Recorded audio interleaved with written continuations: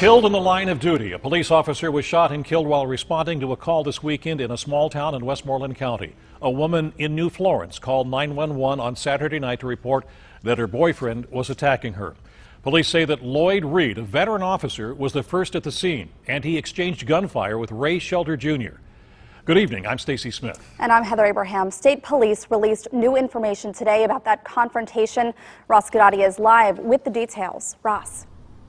It was a very in-depth news conference by state police talking about the details of Saturday night, including that phone call from a young woman desperately in need of some help. We learned, for instance, that Officer Lloyd Reed didn't have to go to that house. He was responding to assist state police. He just got there first, and he didn't have to wait.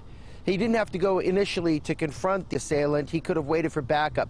But as one trooper explained it, this was a situation where Lloyd Reed realized his life was in danger, but more importantly, so was the life of the young woman who made the phone call.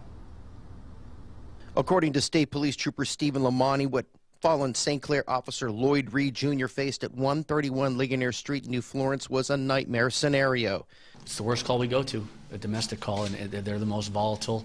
Inside the home, an angry, drunk, and apparently armed Ray Allen Shetler Jr., the woman on the phone identified as Kristen Luther, still hanging on with 911. We could hear arguing back and forth between her and Mr. Shetler.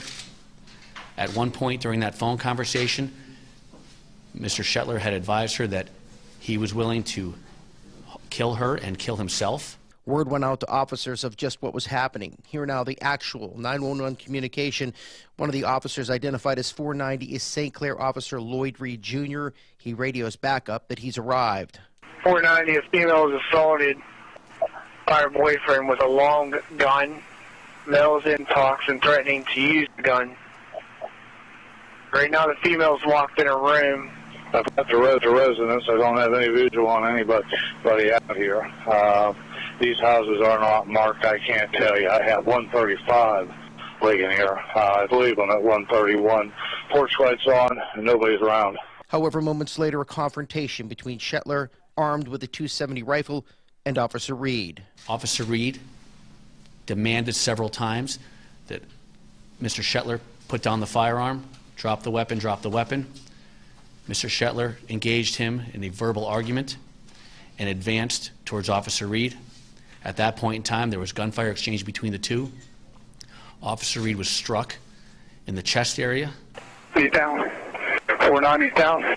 490 is down. That transmission from Seward officer Justin Dickert, who arrived moments before the gunfire as a backup. As the 25-year veteran police officer and husband lay mortally wounded, Shetler's girlfriend, Kristen Luther, is heard on an open police mic. The words are chilling as she begs this officer to hold on.